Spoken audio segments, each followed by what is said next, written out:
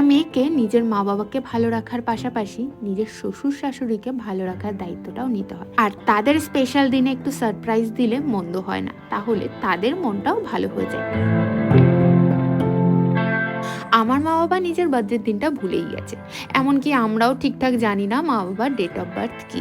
তো তার জন্য মা বাবার বার্থডে কখনো সেলিব্রেট করা হয় না। আর অনেক চেষ্টার পর মা বাবার বিয়ের ডেটটা বের করেছি, আর সেই মতন আমি প্রত্যেক বছর একটু একটু করে চেষ্টা করি যে মা বাবার ওই স্পেশাল দিনটাকে সেলিব্রেট করা। গেল বছরই ভেবেছিলাম যে মা বাবার বিবাহ বার্ষিকীটা অনেক ধুমধাম করে সেলিব্রেট করব। আমি মা বাবার জন্য আলাদা করে টাকা জমিয়ে রেখেছিলাম যে পুরো খরচাটা আমিই করব। বাড়িতে প্যান্ডেল হবে, মার গায়ে হলুদ হবে, মেহেন্দি হবে, কিন্তু কপালটা এতটাই বাজে, মা বাবার বিবাহ বার্ষিকীর ঠিক 1 মাস আগে মার শরীর অসুস্থ হয়ে যায়। আজও মা পুরোপুরি ভাবে সুস্থ না।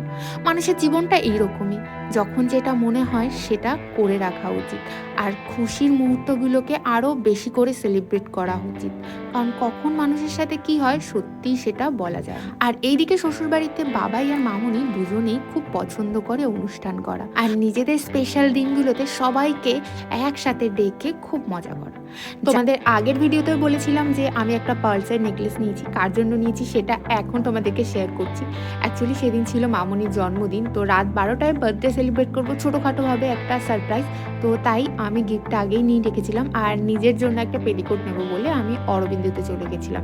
আর আমি থাকি হাবড়াতে নতুন এই কেকের শপটা ওপেন হয়েছে। এই কেকের দোকানের অনেক আউটলেটই বাইরে আছে, আর হাবড়াতে আমি ফার্স্ট টাইম দেখছি। আর মিও আমরের কেক খেতে খেতে তো সবই টেস্ট করা হয়ে গেছে, একই কেক আর কতবার খাবো, তাই নতুন কেক ট্রাই করার জন্য এখানে চলে এলাম। আমরা একটা কেক নিয়ে নিলাম, আর সঙ্গে একটা পেস্ট্রিও ট্রাই করে দেখছিলাম। আমার তো খুবই ভালো লেগেছে এই পেস্ট্রিটা। যাই হোক, তোমরা অবশ্যই ভিজিট করো, দেখো খুবই ভালো খেতে এখানকার কেক।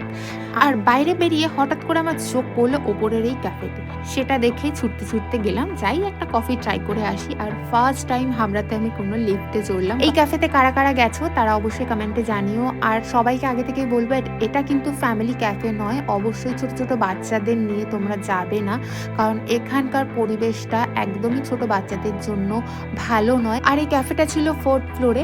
আমরা ওখানে গিয়ে কিছু খাবার ট্রাই করেছিলাম, তোমাদেরকে সেটা বলবো কেমন হয়েছিল খাবারটা। বাট সেকেন্ড টাইম মনে হয় না আর যাবো, কারণ পরিবেশটা আমার তেমন একটা পছন্দ হয়নি।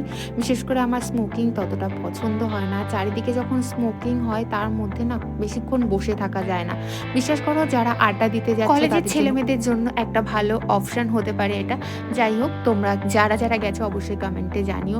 আমরা অর্ডার করেছিলাম 2টো কফি, আর সঙ্গে নিয়েছিলাম ফ্রেঞ্চ ফ্রাই, আর নিয়েছিলাম একটা পাস্তাটাও আমার খুব ভালো লেগেছে। আর ফ্রেঞ্চ ফ্রাই তো বলার কিছু নেই, যে পাস্তাটা খেয়েছিলাম চিজে ভরপুর ছিল, আমার খুবই পছন্দ হয়েছে। এরপর খাওয়া দাওয়া কমপ্লিট করে চলে গেছিলাম শাখার দোকানে মায়ের জন্য একটা শঙ্খ কিনতে। তোমাদের ভিডিওর আগেই বলেছিলাম মা একটু অসুস্থ, মার ফেসে স্ট্রোক হয়েছিল, সেই কারণে মাকে ব্যায়াম করতে হয়, আর শঙ্খ বাজালে সব থেকে ভালো ব্যায়াম হয়। আর 1 বছর পর মা শঙ্খ বাজাতে পারছে, সেটাই হচ্ছে একটা গুড নিউজ।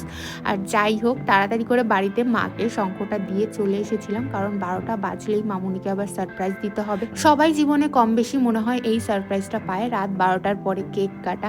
আমার তো বেশ ভালো লাগে, আর প্রত্যেকের ক্ষেত্রে আমি চেষ্টা করি রাত 12টায় কেক কাটিং করা, পরের দিন হোক বা না হোক। আর এই নেকলেসটা আমি যেটা তোমাদেরকে আগেও দেখিয়েছি, সব কিছু রেডি করে নিচ্ছিলাম। মামুনিকে এখন ডাকতে হবে, যেহেতু অলরেডি সবাই ঘুমিয়ে পড়েছিল। মামুনিদের প্ল্যান ছিল সকালে তাড়াতাড়ি করে ঘুম থেকে উঠে দক্ষিণেশ্বরে বেরোবে। তো চলো, মামুনির রিয়াকশনটা কি সেটা তোমরা নিজেরাই দেখে নাও। মা,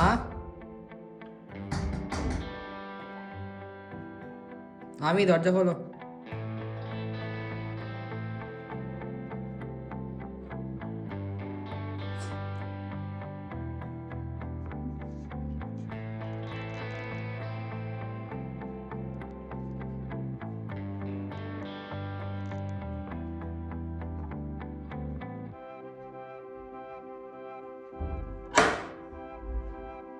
happy birthday to you.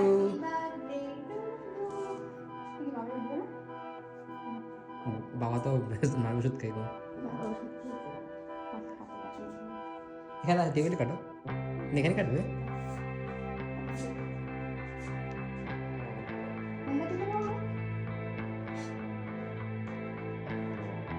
Happy birthday to you. Happy birthday to you.